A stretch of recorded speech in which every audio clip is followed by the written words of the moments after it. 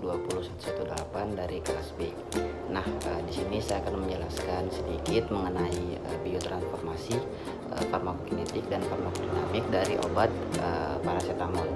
Nah, langsung saja. Jadi paracetamol atau acetaminophen adalah asam organik lemah yang larut dalam lemah sedang dengan pKa 9,5 dan sebagian besar tidak terionisasi pada kisaran fisiologis pH, stabil pada pH lebih dari 6 dan tidak stabil pada pH asam atau kondisi alkalin.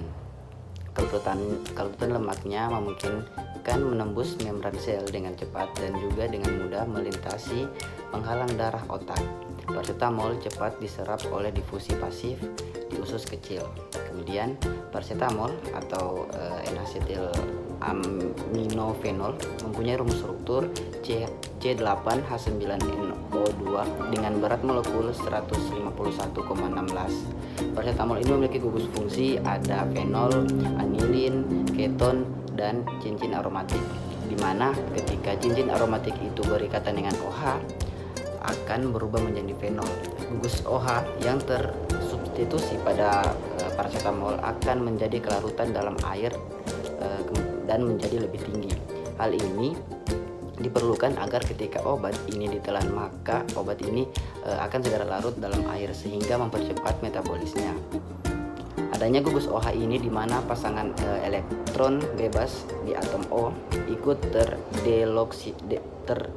terdeloksasi pada senyawa aromatiknya, menyebabkan paracetamol bersifat asam lemah, di mana jika senyawa ini berada pada lambung yang bersifat asam akan terdapat dalam bentuk tidak terionisasi yang mudah larut dalam lemak sehingga mudah menembus membran lambung, sehingga ketika mencapai lambung langsung terserap ke pembuluh darah dan menuju ke reseptor-reseptor yang untuk nyeri dari paracetamol.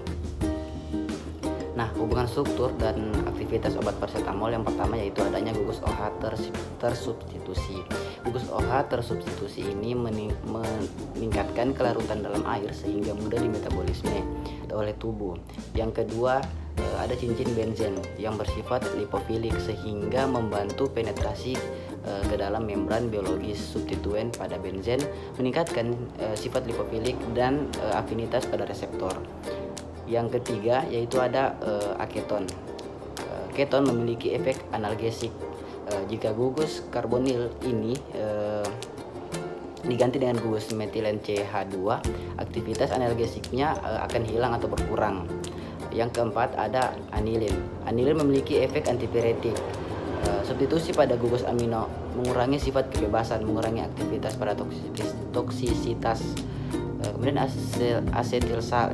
asetilisasi. Gugun anilin dari paracetamol atau acetaminophen dapat memenangi toksisitasnya. Penggunaan gugus CH3 untuk melindungi gugus karbonil sehingga memperpanjang masa kerja dari obat yang untuk mengurangi efek pembentukan hidrogen hidroksida H2O2 yang menjadi faktor utama pembentukan methemoglobin. Pemasukan gugus yang bersifat polar seperti gugus karboksilat dan sulfonat ke inti benzen akan menghilangkan aktivitas analgesik. Jadi penjelasan tadi itu mengenai biotransformasi dari biotransformasi dari obat paracetamol. Kemudian saya akan masuk ke dalam farmakokinetik dari obat paracetamol. Jadi yang pertama ada absorpsi. Obat ini akan diserap dengan baik setelah pemberian melewati oral atau rektal, terutama diserap di usus kecil dengan penyerapan minimal dari lambung. Penurunan tingkat penyerapan dengan makanan, waktu untuk mencapai konsentrasi plasma puncak kira-kira 30 menit hingga 2 jam itu melewati oral, kira-kira 2-3 jam itu melewati rektal, dan sekitar 15 menit itu melalui intravena. Kemudian ada distribusi. Obat ini didistribusikan secara luas ke dalam sebagian besar jaringan tubuh kecuali lemak. Kemudian obat ini melewati plasenta, masuki ASI dalam jumlah yang kecil. Kemudian volume distribusinya itu kira-kira 1 liter per kilogram. Kemudian pengikatan protein plasma itu sebanyak 10-25%. Nah, selanjutnya ada metabolisme. Jadi di obat paracetamol ini di metabolisme terutama di hati menjadi konjugat sulfat dan glukuronida, sementara sejumlah kecil di metabolisme oleh CP2E1 menjadi metabolit hidroksilasi minor N-asetil P-benzoquin imen atau disingkat dengan NAPQI yang terkonjugasi dengan cepat oleh glution dan dinonaktifkan menjadi non-cysteine toksik, dan konjugasi asam mercapturic menjalani metabolisme lintas pertama melalui oral. Kemudian selanjutnya ada ekskresi. Jadi di ekskresi ini obat paracetamol ini terutama melalui urin sebanyak 60-80% sebagai metabolit glukuronida, itu sebanyak 20-30%. Sebagai metabolit sulfat itu kira-kira 8%, dan sebanyak di bawah kurang dari 5% itu sebagai cysteine dan metabolit asam mercapturat.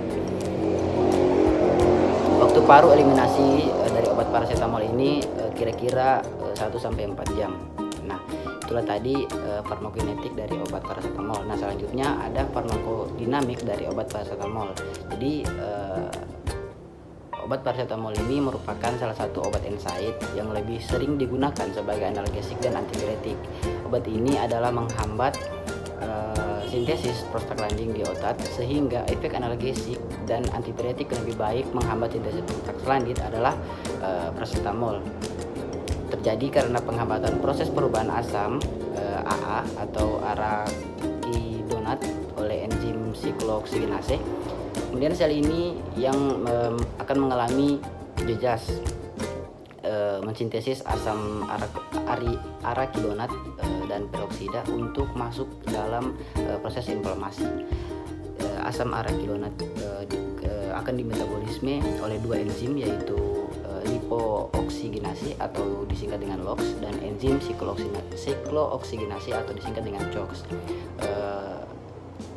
Kemudian semua obat golongan NSAID termasuk paracetamol bekerja menghambat perubahan asam arakidonat atau AA tadi dengan cara menghambat enzim siklooksigenase atau CHOX. Penghambatan ini menyebabkan prostaglandin, tromboksan, dan prostaglin itu akan tidak terbentuk. Namun paracetamol hanya dapat bekerja baik dalam menghambat enzim siklooksinase pada kadar peroksidase yang rendah, sehingga mekanisme kerja analgesik dari paracetamol itu masih sulit untuk dijelaskan. Kemudian efek analgesik paracetamol yaitu dapat menghilangkan atau mengurangi nyeri yang ringan sampai sedang. Paracetamol menurunkan suhu tubuh dengan mekanisme yang diduga berdasarkan efek sentral. Efek anti-inflamasinya yang sangat lemah. Kemudian paracetamol tidak digunakan sebagai anti reumatik. Jadi ketidakmampuan paracetamol memberikan efek anti radang itu sendiri mungkin berikatan dengan fakta bahwa paracetamol hanya merupakan inhibitor siklooksinase yang lemah dengan adanya peroksida konsentrasi yang tinggi yang ditemukan pada lesi radang. Paracetamol merupakan penghambat biosintesis prostaglandin yang lemah. Efek iritasi, erosi, dan pendarahan lambung tidak terlihat pada obat ini. Demikian juga dengan gangguan pernapasan dan keseimbangan asam basa. Ya, jadi mungkin itulah penjelasan saya mengenai farmakodinamik, farmakokinetik, dan biotransformasi dari obat paracetamol. Lebih dan kurangnya saya mohon maaf. Assalamualaikum warahmatullahi wabarakatuh.